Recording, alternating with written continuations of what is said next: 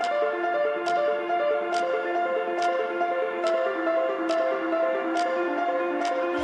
is MC Fireside Chats, a weekly show featuring conversations with thought leaders, entrepreneurs, and outdoor hospitality experts who share their insights to help your business succeed. Hosted by Brian Searl, the founder and CEO of Insider Perks, and powered by insights from Modern Campground, the most innovative news source in the industry.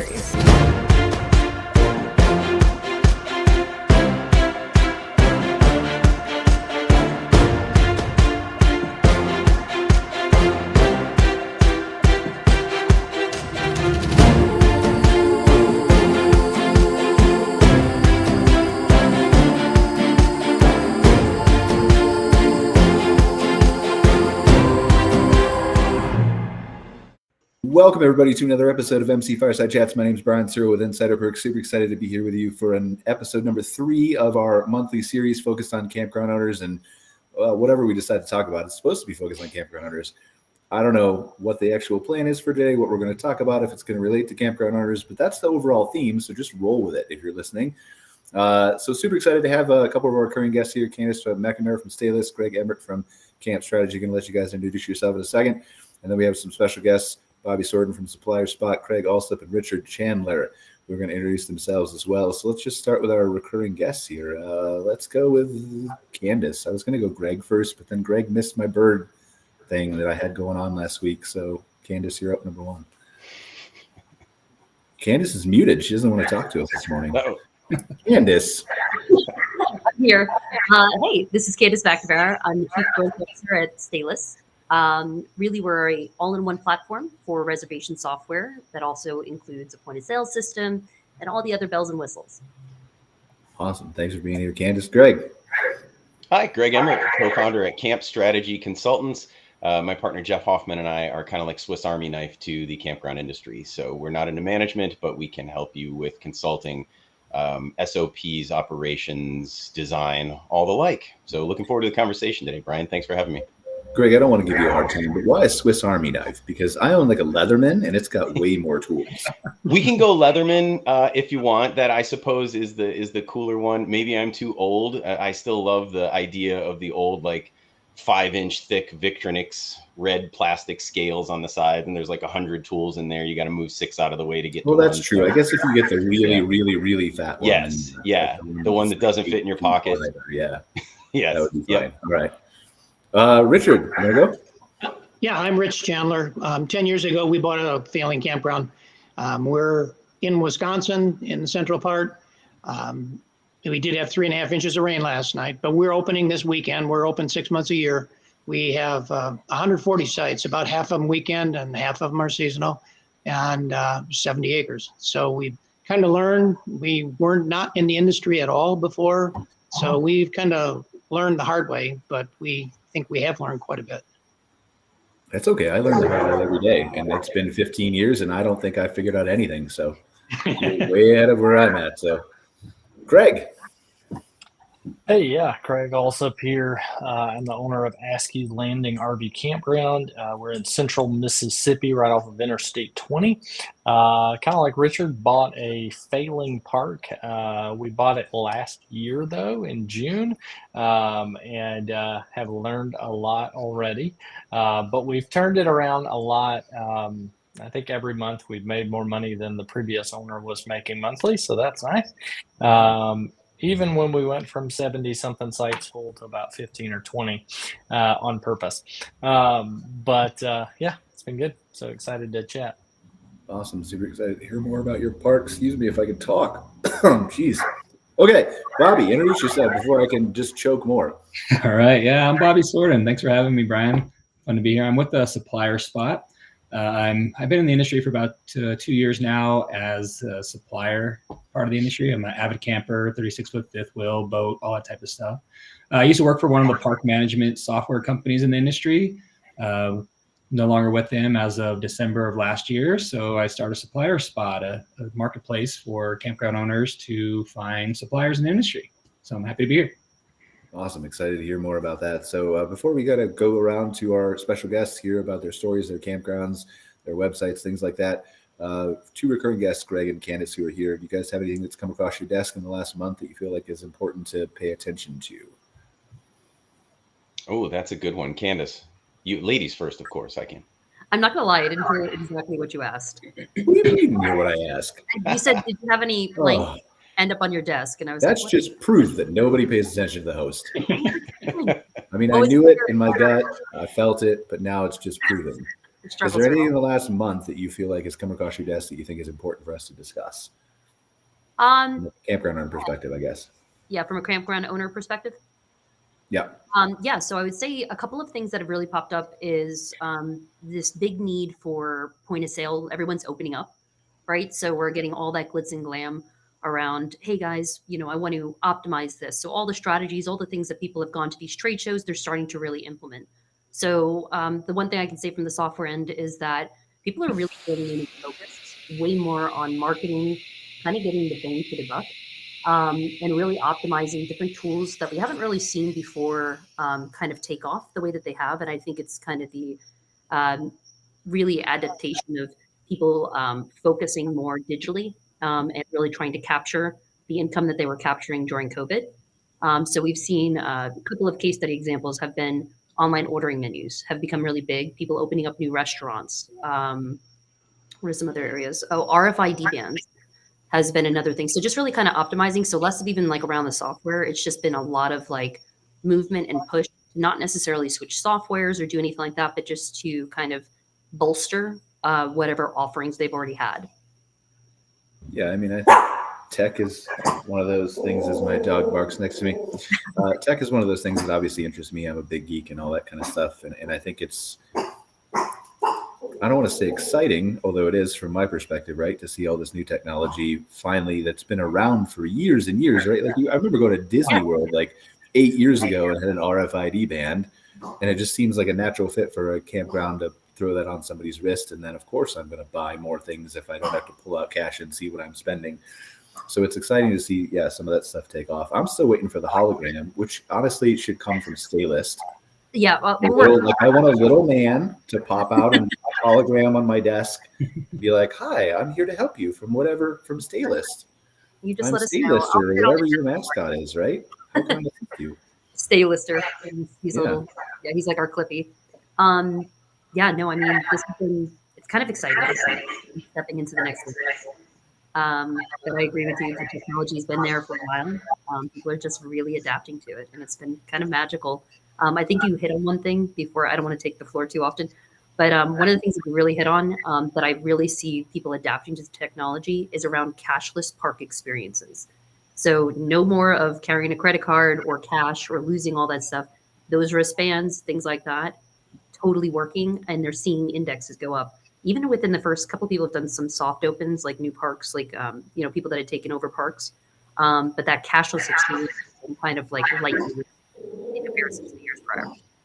And that plays into the marketing too, from a safety perspective, right? Like, why get robbed by our seasonals when you could not carry cash and be safe? Yeah. It may or may not work anymore. I don't know.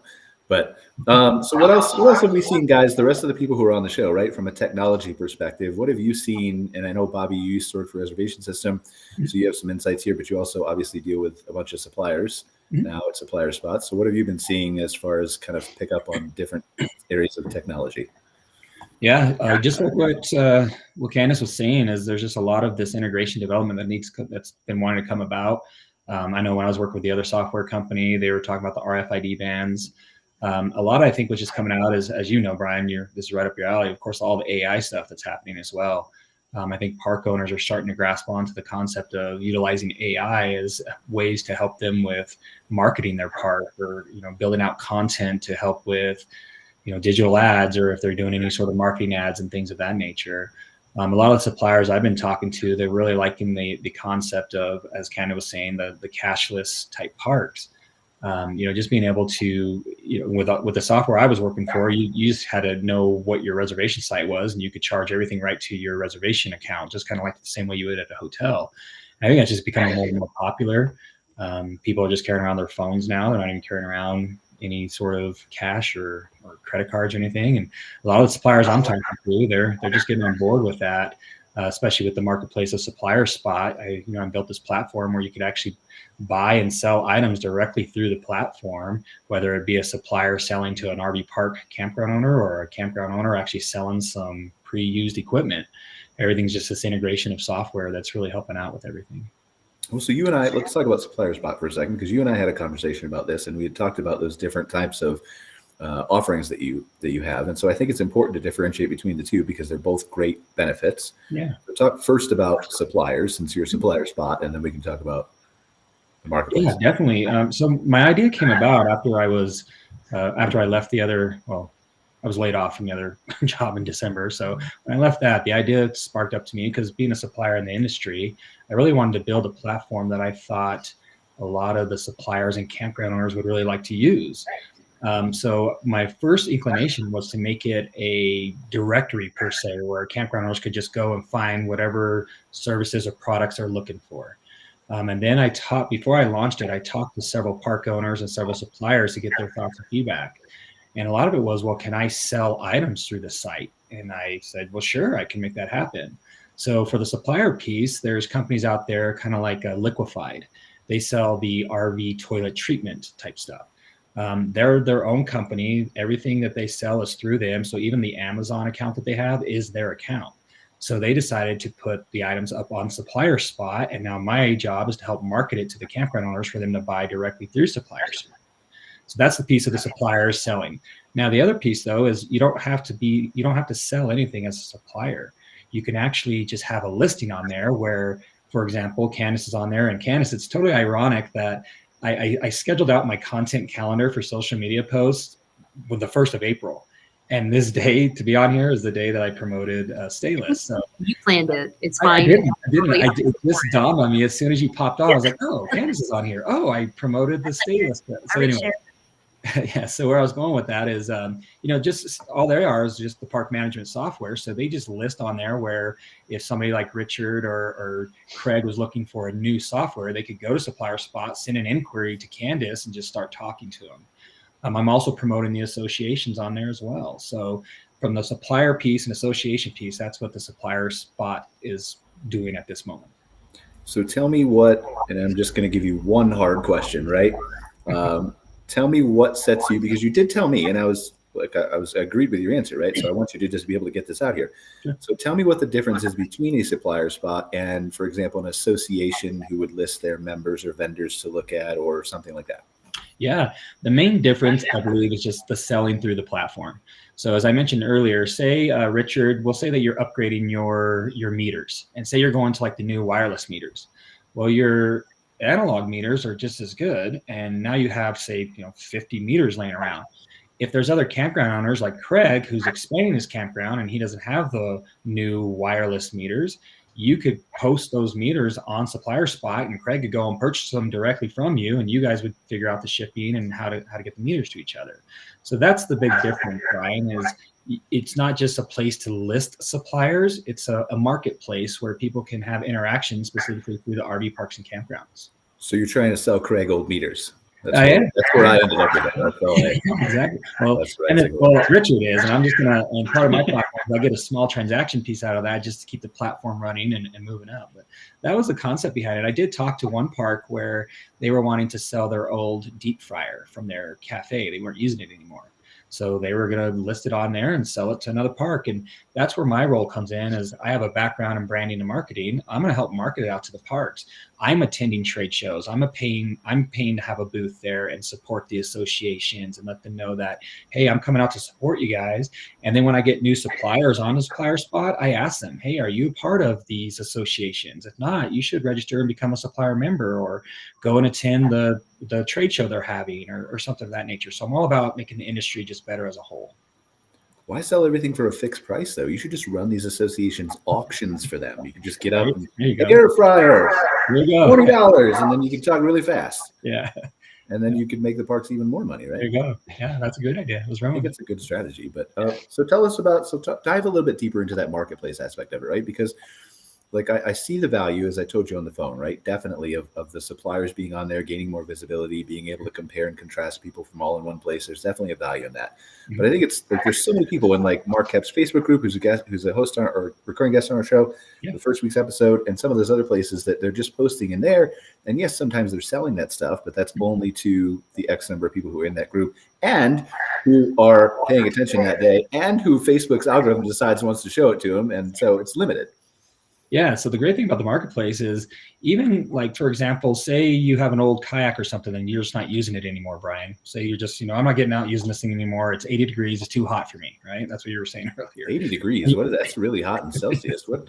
Sorry. So you're like, hey, I'm not using this kayak anymore. You could go and create a listing right on Supplier Spot, because campground owners might want to buy that kayak to have as a rental at their park or their campground.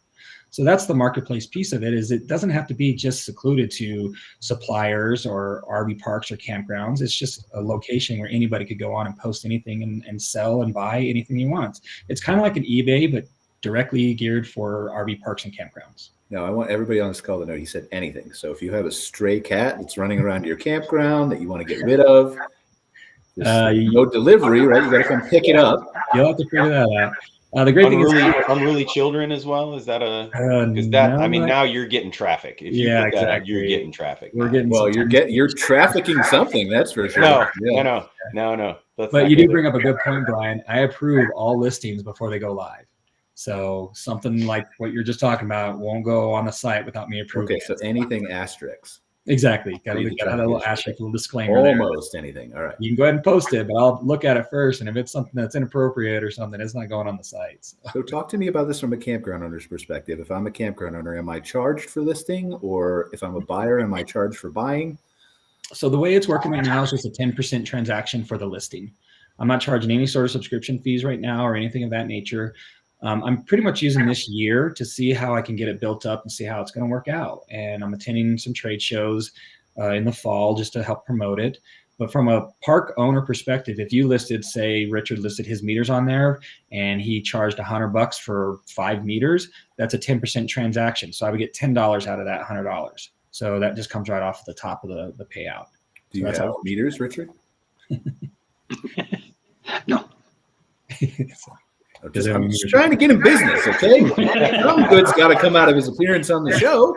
Yeah, exactly. It's like you'll think there's no ROI for being on the show. You'll never come back. Yeah, so that's one of the great things about being on Supplier Spot is you don't pay anything out of pocket right off the get-go. The only time you're making money, or the only time I'm making money, is if you're making money. So that's why I'm building it out. And I just want it to be a place that people enjoy going to and finding information.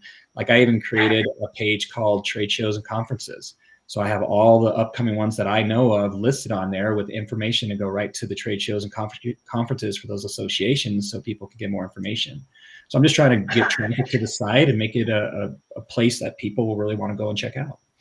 All right, I want to move on to Craig and Richard for a second, but I do want to say, like, just from a marketing idea, I'm full of these if you just want to book an appointment with me. Sure, sounds good. I'm not saying they're good, but, I think the Good Sam model or the Southeast Publications model would work well for you. Just work with a bunch of full-time RVers, have them stay at the park, walk around and, like, randomly scream at the sight of trash or old meters or leave a review on Google and say, boy, there's a bunch of stuff sitting around this park. It's so gross. I wish they'd sell it on Supplier Spot. There you go. Yeah, I thought I'd just take my phone and list it myself. Yeah. I'm listing this. It's laying next to this tree. So no, just kidding. All right. So, anyway. All right. So don't listen to anything I have to say. Let's go with Craig. Craig, Hughes Landing RV Campground. Tell us what you got there, sir. How'd you get into it? Hey, first of all, I just want to say that I cannot buy those meters because my local electric company swears that there's a law in Mississippi that an individual or a private business cannot have meters in their possession or it's illegal. But they're yet to show me this law. Did you ask ChatGPT this and verify it? Because AI knows everything. Have you contacted Wild Energy or any of those guys too? Because they might. Yeah. So I've chatted with Wild Energy a little bit. They can't find that law on the books either. But our electric company swears to us that if we have those in our possession and they find out, they'll shut all our electric off. So we'll see we'll see what happens. Very strange, but I'll get into that. Yeah, I definitely I want to talk about that, but I feel like we should talk about your campground first. So yeah. So so bought the campground. It was started in the late 70s within the Askew family. I bought it last June of 2023. We've got 83 sites. We've got 100% of those sites full this weekend, which is cool. And we're running about 60% full all the time now. Actually 60% plus, so it's been a long road thus far. A lot of stuff learned. Like Richard said, I wasn't in the industry before. Just saw a deal. I'm kind of a serial entrepreneur, and saw a deal. Saw this campground looked like it had a whole lot of potential, and just that sort of serial entrepreneur frustration with seeing something that's underutilized was enough to get me asking some questions. And so bought the park, and we've renovated almost everything. We've fixed nearly everything they had, and added a ton of amenities, and increased the prices about double what they were, and still blowing and going. So it's been really good so far. I don't like to talk here for those of you who know. I just only talk because my recurring guests here, Greg and Candice, refuse to talk and ask questions.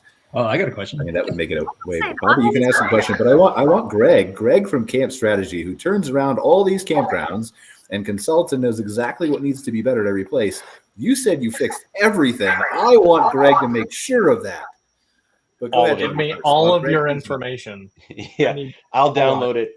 I got one of those plugs in the back of my head, like Neo. Brian installed it at the last convention, so all we need is that piece. Just jam it in, and I can just send it to you overnight. Perfect. And I will say this right off the bat: is I know I don't have clients in Mississippi, but I know of parks that are fully metered in Mississippi, in that state. Yeah, so I don't know. Maybe they're just misinformed. They're not misguiding you, with any intent. But I don't. My BS meter is going off on that one. So I'll do a little poking around and get back to you if I find anything out too. Cause that, I've never heard of that. And maybe once you install them in the sockets, they're no longer in your possession. Like if they don't catch you actually holding it, maybe that's what the other flip side of this, right? Is think about it from an electrical company perspective. This is a small electrical company, right? Small electric, or they provide, right? Maybe it's they don't want to meter, so they don't want to lose money on the power that's being used. Yeah, because it does make your guests much more conservative on their. We bought our park when I was still an owner operator. My parents bought our park in '94. We fully metered the park by '96, and our electric bills dropped by almost 35%. I mean, because people were, they go from running everything all the time to holy cow, that's my bill now. I'm responsible. So that sounds plausible, Brian. I could see that. Yeah, I've chatted with some park owners down on the coast that meter their electric, and they are under a different electric company. But they're like, yeah, that's not correct. There's no law on the books in Mississippi that you can't self-meter. So we'll see. We'll get there. If they threaten to fight that fight, technically they could cut off your power, right? If they don't like it, regardless of whether it's a law or not. So that's an interesting. Bobby, you had a question. Yeah, I was curious, Craig. So you said it came from the Askew's family. Is it part of the stipulation that you keep the name for the campground, or do you want to? Or, I'm just always curious about buying a business that has like a person's name involved with it. Yeah, so we kept the name. Askew's Landing is a place name. It was named after the family that have owned that place since the 1800s. Askew's Landing was the site of a ferry crossing on the Big Black River that basically connected the east side of Mississippi and that area to Vicksburg. And so we kept it based upon it being a place name. There was also some some long history there. Not everybody was mad at them, so we decided to keep it and do our best with just turning the park around and showing people that it's still the same name but a different place. Cool. Interesting. So I know we wanted to talk a little bit about, or at least in my notes, the different amenities that you offer, Craig. So you want to touch on a little bit about that? Yeah, sure. We inherited a saltwater swimming pool. It was being shut down in like September of every year and kept closed until May. And then they were fighting the fight to get the water right in May and, in April and May every year. But we realized that we could just keep it up and running all winter long in Mississippi and not have to fight that fight. And we had people swimming in it in November, as late November, and we had people get in it this year in February. So, Too cold for it, me, it, but it okay. was Is it heated? a little cold. Polar No. plunge. I have one. It's a polar plunge. It was a little cold, but it was kids getting in it, and kids don't care apparently. Nope. That's been a good upgrade update. We also have a rental pavilion there. It's pretty big. Hosts big parties. We've hosted a couple weddings thus far this year, birthday parties, family reunions, all that stuff. We added a bunch of lawn games, cornhole, horseshoes, all that kind of stuff. We've got a half basketball court. We've got a big field for playing sports, and we've got balls that you can check out. We added tetherball. We added an entire playground for kids with all kinds of playground activities and stuff. Tons of stuff that we've added in the camp store. We found out that the previous owner had not revamped or re-upped his laundry commitment with the company that was providing laundry stuff to him. And so we went to them and said, hey, what can you do for us? And they said, we'll give you all new machines and we'll give you 10% more of the cut of the money that those machines bring in. And now everybody doesn't have to have quarters. They can use the app or a card to pay. And we've already seen our revenue from that about double or triple just in the last few months. So that's been really good. Then what else? We've got docks and we've got fishing.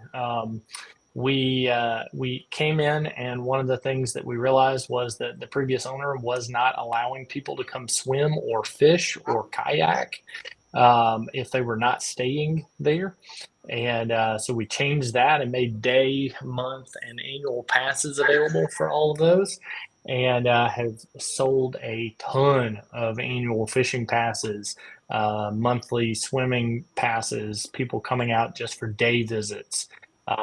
We started allowing local photographers to come use the site and charging them $50 an hour just to come and take pictures of other people out there, which, is good advertising for us too.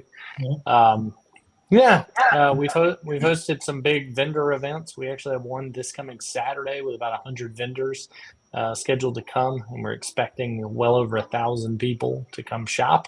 And then we've got 100% of our sites booked up, so we're going to be busy this weekend. Excellent. So I think this interests me as a topic of discussion, and hopefully it will the rest of the people here, because we've heard people talk about special events and activities and things like that, but I don't think we've ever gone into the things that you're talking about with the hundreds of vendors and the ancillary income that you're making through some of these things like fishing licenses and swimming passes, both day use, right? That's more popular, but month, seasonal, stuff like that. So talk us through, for the people who are watching this, who are either, starting an RV park, thinking about it in the midst of maybe enhancing some of their income, looking at the economy and thinking, how can I supplement some of this stuff? How hard is that to start? What's the first trigger you would pull that's easiest? Things like that. Yeah, I kind of like the low-hanging fruit idea when you're looking for building a business up and trying to boost revenue. The low-hanging fruit for us was that we already had a lake sitting there, not being utilized hardly at all. We had a swimming pool sitting there, hardly being utilized at all. And so we started to run some Facebook ads. We started to post on our Facebook page pictures of the lake, pictures of the pool, stuff like that, putting out the information as far as day, month, annual passes. And really right off the bat started getting some people in. As those people came in, they started telling friends. And so that has really, really expanded our revenue coming in off those just ancillary things. That was the lowest hanging fruit because it was something we already had, right? And then we looked around and we thought, okay, what else do we have? We have a big field that doesn't have sites on it right now, at least, maybe one day. but we have a big field that doesn't have any sites, and we thought, what could we do out there, right? And so we decided to host a Christkindlmarkt. It's the German word for Christ Child Market. It's a big German Christmas market tradition that they do every year there, because my family and I went a couple years ago. So did I. I went to Germany and did it like 2022. Yeah, us too, actually. And so maybe we walked right past each other. I thought you were German. I don't know. But yeah, so we kind of looked around, saw, okay, we've got the field. We did this thing in Germany. How can we do that in Mississippi? Name it Christkindlmarkt, because it'll grab people's attention, because they're like, oh, what's that mean? And it worked. We had about 70 vendors register, about 55 showed up, and then we had about 750 people on site that day coming in, and about 70% of our sites were full for the night, and that was in late November, and so that was a pretty good shot in the arm right there. But yeah, for that, I mean, really, it was posting a Facebook event page. I ran some ads. I only ran ads for a month for that event. I ran about $200, $150 worth of ads on Facebook, and we had 750 people come and pay us $5 a piece to get in the door, and we actually didn't charge vendors for that event because we just wanted to see what would happen. But then we've got this upcoming event happening this Saturday that we've sold for $25 a piece. We've sold about 100 vendor slots. And then we're going to charge $5 to get in the door again to anybody coming in. And we started advertising it in January rather than only having 1 month. So we're expecting it to be a much bigger event than the last one. But really, I think with things like this, it's kind of just like deciding you're going to do it, looking around, seeing what you've got available as far as space and time limitations and stuff like that, and then just getting started somewhere. Well, and all of this ties together, right? So I think it's interesting. I'd love to hear from Greg, from your perspective of like, as you go in and consult with some of these campgrounds, and I know Jeff's the finance guy, right? But you're really smart with that too. Maybe just not all the numbers and writing them down, right? But so as you consult for some of these campgrounds, how do you look at some things like that and pick them out for a campground of, I'm walking through your park and here's what I see that maybe you're underutilizing or not utilizing, you can take advantage of or charge for or not charge for, or things like that. And then I think it plays through to like, Candice, I'd love for you to talk about some of the opportunities for them to market some of those ancillary things through CampSpot, or not CampSpot, I'm sorry. Ooh, you're going to slap me for that one. Through Staylist as part of the reservation process, add-ons and things like that. And just, I said CampSpot because I was talking to somebody yesterday about add-ons and they were using CampSpot. That's why it was in my head. I'm saying it. Yeah. So that, and then I really think it flows through, right? So like if we can teach Richard how to do big events, he can burn through electrical meters, pass them on to Craig. They can list it on Supplier Spot. Everybody wins in the whole show. Circle of life. Love it. Yeah. Absolutely, circle of life. Yeah, it very much depends on, like, we obviously try to make all of our solutions custom tailored. So a lot of it depends on just taking the pulse of the people that we're talking to, because some folks they've got 15 sites and they're completely burned out, and those sites are full like 20% of the time. They don't want to add anything else, and that's typically the type of park that a serial entrepreneur like Craig sees and goes, wow, they are not there. There's all this low-hanging fruit. In fact, it's laying on the ground, spoiling, right? So we kind of take their pulse first, and then we sort of go from there. But yeah, when you start eyeballing those things, even if you're really, my old park, we were very busy on the weekends, but through the week, it was Deadsville. So why not sell swimming passes we have a beautiful swimming pool that I built in 2012. Sell swimming passes from Monday to Thursday. At first we thought, nobody's going to come for that, because of course they did. Especially, kids are out of school. Mom needs something to do. We're not just swimming in a pond anymore. It's a very upgraded experience. So even if it's small, we always encourage owners, again, if it seems like they're going to be into it, we try to steer them that way, because that money typically falls directly to your NOI. What is your additional cost? You're already there operating. If the pool's already open and you have to have lifeguards because it's open, well, then put people in it. An empty pool, I used to look down at mine and we didn't have to have guards. It made me nuts. I'm like, there are people in the park and no one's in the pool, but I have to run the pool. I still have the same costs. So if you can bring that revenue in, it's dropping straight to your bottom line, which is straight into your pocket after taxes and things. I'm not saying that you should put anything in your pocket without going through all the proper channels. Let's get that out there first. But all of those things, from the festivals that he's talking about, the vendor fairs, if you've got the space and you're near, and again, proximity to a population center is obviously going to be important. If you're on the edge of a national park, you're maybe not going to be able to build this stuff in because people maybe have to drive hours to get to you. But then again, if you're on the edge of a national park, you're probably so full, you don't need that stuff anyway, right? You really don't have any more time or space to get people in because your park's just full all the time.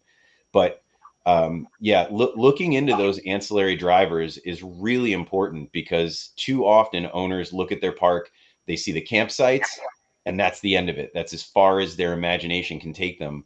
And they're just missing out. That's the best part, frankly, about investing in campgrounds, in RV parks and campgrounds. If you're into the mobile home industry, you've got your site rent and maybe your monthly fees. That's the end of it. You don't really have the opportunity to open a store and lead activities and do golf cart rental or pedal cart rentals and have festivals and sell swimming passes. RV parks and campgrounds offer the commercial real estate investor, the serial entrepreneur, multiple revenue streams on one property. And then you dovetail that right into a property management system like Staylist, where you can easily track all those expenses. And, it'll also help you. Well, I don't know, Candice, will Staylist help you market those as well? Or is it just going to help me, sell the wristbands and keep track of the cash from that? So internally, you have the ability to use two-way texting. You also can do email marketing through it. So it really just depends on what way you're trying to market it and who you're trying to address. I would say think of it as more of like in real time, people that are physically there. You're going to use conduits like you talked about earlier of Facebook, SEO, hit up Brian, Insider Perks, think. All those type of flows are going to, PPC, pay-per-click. Those areas are going to really drive the business there. But once they're physically there, trying to address it, like you said, having people, looking down at your park and being like, there are people here, two-way text them, tell them, hey guys, today we're going to have this ancillary opportunity, and that's, and it could be something along the lines of maybe you bought like an ice cream cabana area, where you're just selling ice creams, something like that, something simple. And then you'll just see that ebb and flow income come. Yeah, one thing I'll throw out there too, if you don't mind me jumping in here, like Craig and Richard, what I'm starting to do, and I've got a couple planned already, is some of you probably don't know about my background, but I have a DJ business that I started back in 1999 here in Colorado. And throughout the years, it's been very successful. My son's actually starting to take over on the DJ side of things. But part of that business is I started doing trivia. And trivia, a friend of mine owns some bars and grills, and I started hosting there, where I actually found a system where you could utilize your phone or an iPad as your buzzer device. And then you can broadcast the questions up, has a scoreboard. So where I'm going with this is, like Staylist is saying, is, people in your park. And what I'm doing at these trade shows is I'm actually going to be hosting a session called Suppliers Trivia, where I'm getting questions about suppliers. But the key part about it for the campground owners is I'm going to actually show them the system that I use, and they can bring it back to their campgrounds and do this fun trivia where they just plug it in, you use your own router. I bring a router with me, and that way you're not using the Wi-Fi and taking down. So just throwing out there to Craig and Richard, and what Candice was talking about is you could two-way text them saying, hey, trivia's tonight. Or even if you want people to come in from outside the park and play trivia, that's easy money, especially if you have a bar and a restaurant. You can do food and drink specials and, give them an extra point if they buy the food special. I mean, a lot of cool ways of getting more entertainment into your park, very simply and cost effective. I love that. And I owe you trivia. I'm so sorry. You're gonna give it to me because you're one of mine. Okay. So I did want to answer one thing. Greg, I didn't want to conclude if were you done with your thoughts and stuff on, I know you were asking about Staylist. Yeah, for the most part, I was just going to throw in one more. My favorite of these, the ancillary incomes. And I don't see enough, especially smaller parks. Anyone can do it. If you've got a pool and you've got a deck, and even if it's not a pool, if you've got a swimming pond, if you've got a swimming feature at your park, rentable cabanas, just the canvas sided. You can get them at Lowe's, Home Depot, any of the big box stores. They don't have to be a commercial setup because you can put them up, take them down when your swimming is closed. If you're year-round swimming, you can leave them up. But having those things up and making them rentable to people, you put kind of a red velvet rope across it. It's very, it's kind of bougie. It's kind of exclusive, right? And how much is that? It's $50 an hour. Well, if I get my kids out of the sun for a little while and we've got a little place we can sit in here, we're still right poolside, but we have our own private little cabana, and I can draw that curtain if I need to, I don't know, change a diaper or something, whatever it is. Those things are maybe my favorite, and I don't see enough parks doing them. They rent so well at the parks that I do see doing them anywhere, on an hourly rate or on a daily rate. That is probably my favorite. How do you handle the guests though that get like way too big of an ego from staying in them? Like the woman where you just walk by her and she's like, "Stop looking at me." Yes, if you have poolside cabana Karens, you just double the rate. That's it. If you have a cabana Karen, you just double the rate. And if she pays it, you double it again next time until she stops paying it, and then it clears it up for guests that aren't going to Karen you to death. That's perfect. Sorry to Karens everywhere. I'm sorry. That's what we needed. We need to get to grab that. I feel bad because we've let Richard go here. Richard, yes, Richard needs to get in. Yes. So tell us, Richard, about your campground. Well, for way too many years, I was in IT project management. My wife is still in IT, so she's got a day job. The question was, what are we going to do when we retire? And that's when we decided that we'd go into a business that's dealing with people, that's dealing with the outdoors, that has projects that it can actually complete, not like an IT project. So things are different. When I take a look at the background of everybody, we all come from diverse backgrounds, but we're in the middle of nowhere. We're in the middle of Amish country. We don't have a big audience that we can draw from. One of the first things we did is put in a 3/4 acre swim pond, lined, sandy bottom, 12 feet deep. We're only open 6 months of the year because we're in Wisconsin. And one advantage that we have here is the Wisconsin Association of Campground Owners is one of the best in the country. And we're very active in that. And we have vendor fairs. In our annual meeting, we have 160 vendors that show up for that. So we've learned a lot from the sessions there and from other campgrounds. And now I hosted a meeting of the maintenance managers of parks in the area. So it's more regional than the whole state. So we're doing things like that. But our big thing now, I think, is that we make almost no money. We're not doing the smart things that. Why are you laughing about that? You're not supposed to be laughing about that. As an example, we have an annual music festival. From Friday noon until the wee hours of Saturday night, we have 33 bands on 3 stages. Wow. We charge $40 for people to come in. They can stay for an hour or they can pitch a tent and stay for 2 nights. So we've brought in a lot of people. We bring bands in from about 5 different states. And our total cost for the bands has been like $5 or $6 grand. So we're at break even, but we're not making much money on it. We have 15 vendors that come in for the weekend. So it's kind of different. Another thing that we do is we have a number of theme weekends. Yeah. $40 for the whole weekend. Yeah. Oh, wow. Is that, well, I feel like maybe that's why you're not making the profit. I would immediately bump that to $60 per day. It's probably not a bad idea. We also have a number of weekends in Wisconsin. Almost every campground has a theme for their weekend. It's just the big thing. One of ours is we have Rescue Fest, where it's a fundraiser for a local fire department. They're bringing in fire trucks and helicopters and canine units. So they've got a lot of different things, but it's a fundraiser for them. We get just about nothing out of it except the sale of some T-shirts. We have Survivors Weekend. It's free camping for cancer survivors right at the end of the season. I'm a cancer survivor, and it just seemed like the right thing to do. Another thing that we have is discount for veterans. It's interesting. People can kind of guess my background, where if you're a veteran, you get 10% off. If you're a Navy veteran, you get 20% off. If you're a Vietnam veteran, you get 30% off. And if you're a Service Academy graduate, you get 50% off. So, And if you're not a veteran, will it charge 50% more? well, if you're an Army veteran, you get 50% more. Air Force will charge 40% more. Makes sense. Okay. Yeah. So we do a lot of things that aren't really raising money for us. We put all the money back into it. I've planted over 300 trees. We have 3 miles of trails now that go through the woods. And it's just a whole different mindset. We haven't really focused on it. Our day passes right now are $10 on a weekend, $8 on a weekday. And we did raise a substantial amount of money doing that because you get the mom and the 2 kids coming, or the group of ladies that want to come out during the workday. So we're having some things like that where we're doing some revenue production.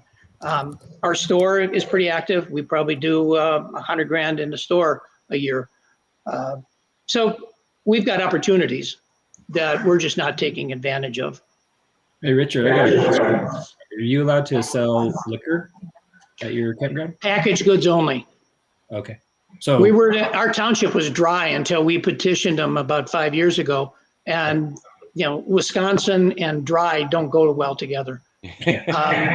So now we have beer, wine, and liquor in the store. Okay, but you can't pour it. They just can buy the bottles themselves. Right. Okay. Richard, I have a question. I heard one of the biggest things that I heard from you was, I'm closed 6 months out of the year, therefore I can't make X amount of money. Have you ever thought about doing long-term storage? And does your software have the capability of doing that? Which I think they do. So kind of like storing people's rigs and then moving them, out. Well, we could do that, except with our seasonals, they bring in their campers and we let them stay on their site 12 months a year. They just can't come in for 6 months.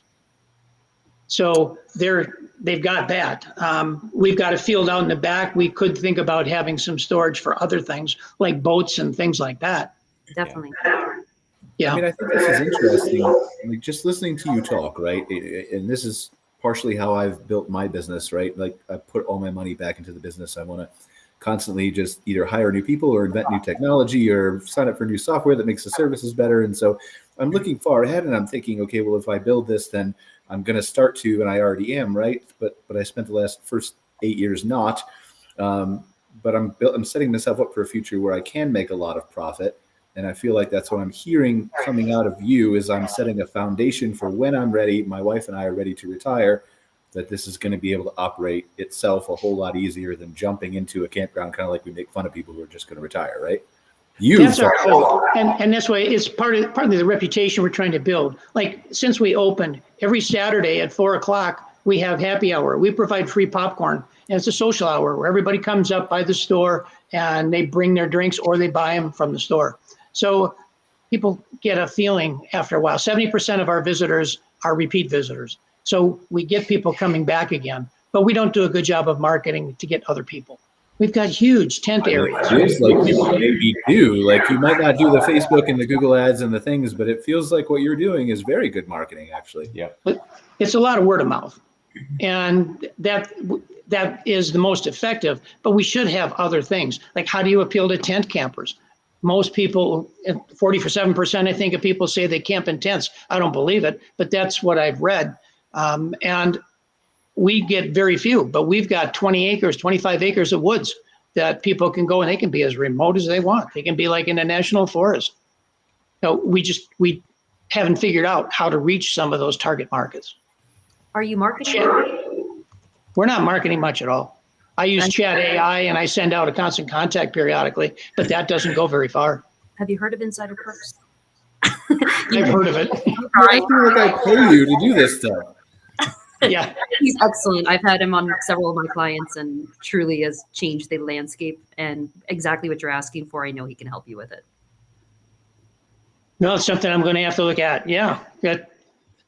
I'm open. We're not trying to sell you anything. We're trying to make you money from your electric meters. That's the purpose of the show. Yeah. Like, always happy to have a conversation. I think it's interesting to me, though, that forward thinking, like, talk more about that mindset briefly, because obviously it's a situational. Not everybody can buy a campground and then all of a sudden just wait to make a profit for a number of years. But talk to us about that mindset and why you think it's going to be successful long term. Well, thank goodness my wife has a good day job, so we do have some income to pay the bills. But to me, we changed the name of the campground when we bought it because it had a terrible reputation. And over time now, people say, oh, that's such a clean and safe campground. People feel comfortable there. And that word is getting out more and more. We're getting people, we go to a couple of trade shows, RV shows, and I don't know how we can quantify it, but I think that we are making the campground better, and people see it, they feel it. And as we get more capital in, we'll do some more expansion and we'll be able to do some more. I think one of the things that you wanted to talk about here was suppliers and partners. And I think there's a huge difference. I think we have a few partners, but we mostly have suppliers. And there's a challenge to get people into a different relationship with us because we don't have a whole lot of choices out here in the middle of nowhere. Well, you got 160 vendors at the Warriors Trade Show. How many do you want? Right. So talk to me. I think the last question I have for you, just obviously unless anybody else does that I can think of right now, is talk to me when does it get to the point? Is there a fixed date or time or scenario or amenities that you want to add? When do you get to a point where you flip the switch and say, I want to start making money? I don't know. I think we're there now. Because because everybody, when they look at it, it's kind of silly, I think, because new campgrounds they can't show a strong NOI because we're putting money back into it. I had to buy a tractor. We didn't have a tractor. I had to buy a skid steer. We didn't have a skid steer. I'm expensing a lot, and a lot of it's capital improvements. But for me, it's not like I'm a third generation campground owner where everything is paid for already. For them, the net is going to show up as being a lot stronger than ours. So what we need to do is start improving our net so that we can get a better multiple of it. But I argue that that's not the only predictor of what something will sell for. I don't think that that's right. I tend to agree with you. I don't know if the banks would agree with us, but that's the hard part. I'm on your side too. I think, okay, so does anybody have any questions for Richard before I? No, I have more of a comment. I just want to, all of the owners here, really kind of give you kudos. I've been looking, if you see my eyes wandering a lot, it's because I'm looking at your websites and I'm listening to your stories as I'm seeing the visual storytelling. And I can see some really amazing amenities that you guys have put in place. And even though you're saying, hey, I'm not doing a lot of marketing, I'm not doing this, it would draw me in, and I'm picky. Right. So I just want to really commend you all on being really raw and honest, because I think what this whole purpose of why Brian put this all together is to really inform campground owners on everything, and I think there's a lot of people that feel that way, Richard, that also, but it's a little harder, and pride may get in the way to say, hey, listen, I know I should be making more money. I know I should be doing these things. I don't know how to do it. How do I get there? I think that this speaks volumes to character. I think it also shows that both players, Craig and Richard, who are running these parks, and then Bobby bringing kind of all those worlds together with suppliers and connectivity, is kind of a really beautiful thing to hear out loud. So I just want to commend both of you guys, though it might not feel perfect, what you both are doing, I think is going to really speak volumes, and I think it's going to help a lot of people. So more than, asking you questions, you get that validation, because it's not easy what you're doing, and you're doing it really well. And yes, there can always be critics, but congratulations. I want to follow up on that if I can, Brian, if you don't mind. Yes, and then I want to have Craig read your list, Craig, because only we can see that. Not everybody can see that who's watching the show. Okay. Yeah, but following up on that, Richard and Craig, the reason why I wanted to stay in this industry is because of RV park and campground owners and the people on this call. I used to teach business and marketing in a public school. Didn't like that. I went to the corporate world. I've been laid off twice. Don't like that. So when I got into this industry, I went to about 15 trade shows over last year. Going to those conferences and those trade shows and just talking with park owners, I wasn't trying to sell a product to them. I was the marketing person. I just marketed the product. Our sales team was there selling. But the connections I made with everybody just gave me a real good feeling. And that's why I was I want to stay in this industry. And what Candice is saying, you guys work hard with what you do all the time. And just being out there, making sure that your people, your campers, are there to have a fun time or relaxing time. It makes a big difference on the down-to-earth type of people that I like to be around. And that's why I told my wife, I'm like you, Richard, my wife has a very good job. And I told her, hey, I'm going to ride your coattails for a little while I get something built up, because I don't want to work for a corporation anymore where I build a product up, I give them 10 times the revenue or ROI or whatever you want to call it. And they say, hey, thanks, you're laid off right before Christmas or something. Now I'm going to my little sap story here, but where I'm going with this is I met so many great people like you, Richard, and Craig. And Craig, before we got on this call, I was already talking about how I followed you for like the last year, not being a creeper or stalker or anything, but in those Facebook groups, I was watching all your posts and your messagings and just seeing you build out this park. Here it is, a year and a half later. So just same thing Candice is saying. This is why I want to stay in this industry is people like you. It's just a down to earth, good old type of people to be around. So I just want to say that. Oh, thank you. I'm here to balance everybody else. I'm not the down to earth. So thank you, Bobby, for the non-compliment. But okay. Anyway, I agree. So I think we have a comment here from Facebook that I want to just, before I read the comment and we briefly talk about this for the next 5 minutes before we end the show. It's from Jerry Kitterman. Before we do that, I want to invite anybody who's watching from the IRS to go ahead and disconnect from the call at this time. So we'll talk about tax things that may or may not work. Don't pay attention. So Jerry Kitterman's comment here is, can I put solar on my unit and sell my surplus back to the campground? Now, I don't know who Jerry is, but he's one of our seasonals. Jerry's one of our seasonals, okay. highly IT oriented, and he's done a lot of work here at the campground for us. Then you answer his question before I misinterpret his question. Can he do that from your perspective? And then I'll twist his question around. I have no idea how we would handle that. I don't know. We have 11 different services. We can only bring in a certain amount of wattage for each of them. And we've got every one of them, every meter has to be read. And every meter we pay $35 a month for, whether there's any current running through or not. I don't know how we would physically handle that. I like the idea, but I don't know how we would do it. So here's the answer, Jerry. We don't know. Richard doesn't want to lose you, but if you have 150 friends that can go down to Craig's park, gather up electricity and sell it to him so he can meter it, that would work. There you go. Yeah, I understand Jerry's question. It's kind of like when you have solar on your house, whatever you don't use, you sell back to the grid. So that's a good concept. So, here's my thinking, though, from a tax perspective when I read it, because I thought maybe Jerry owned a campground, right?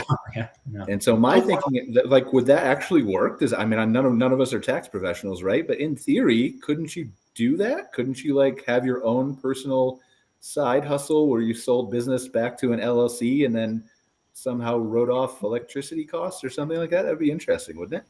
I don't know if you can do it with electricity, because since you're not a licensed supplier, right? You can't upcharge on your electricity. You could put in a meter reading fee or something like that, right? Right, but you're the person, right? So if you're the person selling back to the electric company, if it's on your home, so couldn't you sell it back to the campground? And then the campground I don't know. The campground isn't supplying electricity. Now, if Jerry puts solar on his unit and it takes him from, using 157 kilowatts a month down to 6, he could certainly lower his electric bill because he would be using less of Richard's power. But I don't know what the legality would be there. That's interesting. I've never heard that before, but I don't know, since Richard is not able to be a supplier. That would work, but we're all at that time of year where we're doing our taxes for our companies and businesses and thinking of ways that we can pay all the taxes we want. We love you, IRS, obviously. But it's interesting. It's an interesting thought, I think. Just one other thing along those lines is, so far, we've never been able to find somebody who's really understanding the campground industry from the financial perspective. My degree's in finance, but I have not been doing it for years.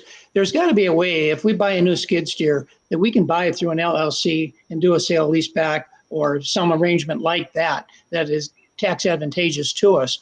But it's interesting that we have not, in this area, have not been able to find anybody who knows how to do some of those things. Oh, my partner can help you with that. Yeah, but maybe he doesn't want to do that, Jeff or Greg. Don't put words into his mouth. Yes, he does. Richard, you shoot me an email when this is over. I sent you my email address in the chat. I'll put you in contact with Jeff, and when it comes to the financial side of campgrounds and accounting and all, he's he is the man. That's why he's my partner, because we have such great skill sets. Because I know a little bit about the financial side, but Jeff is like a walking encyclopedia. That's why. All right, thank you. So Yeah. Greg has camp strategy, and then there's camp tax avoidance and camp all kinds of other things. So, we just don't talk about those publicly. It's only because you're in Canada. Okay. Any final thoughts before we go here, guys? No. Thanks for having me, Brian. Appreciate it. It's been interesting. Bye, Thank y'all. you. Indeed. Well, I Okay. appreciate you Thanks guys for being having here for me. another episode of MC Fireside Chats. Thanks for Bobby for Supplier Spot. Bobby, where can they supplierspot.com? Yep, supplierspot.com, plural, 2 S's. Supplierspot.com. Okay. Richard, where can they learn more about your campground? At glaciervalleycampground.com. Greg? Campstrategy.com or Greg@campstrategy.com. All right, fine, Greg. I said Craig, but I didn't pronounce it. Oh, well, so you you're got to enunciate. I'm sorry. Craig. That guy. Yeah, sorry. Mine is just askewslandingrv.com. And Candice, Stayless. Stayless.com. All right. Well, thank you guys for joining us on another episode of MC Fireside Chats. Really appreciate y'all being here. I'll see you next week for an RV industry focused episode. Take care, guys. We'll see you. Thanks, Brian. Bye-bye. Thanks. Joining us for this episode of MC Fireside Chats with your host, Brian Searl. Have a suggestion for a show idea? Want your campground or company in a future episode? Email us at hello@moderncampground.com. Get your daily dose of news from moderncampground.com. And be sure to join us next week for more insights into the fascinating world of outdoor hospitality.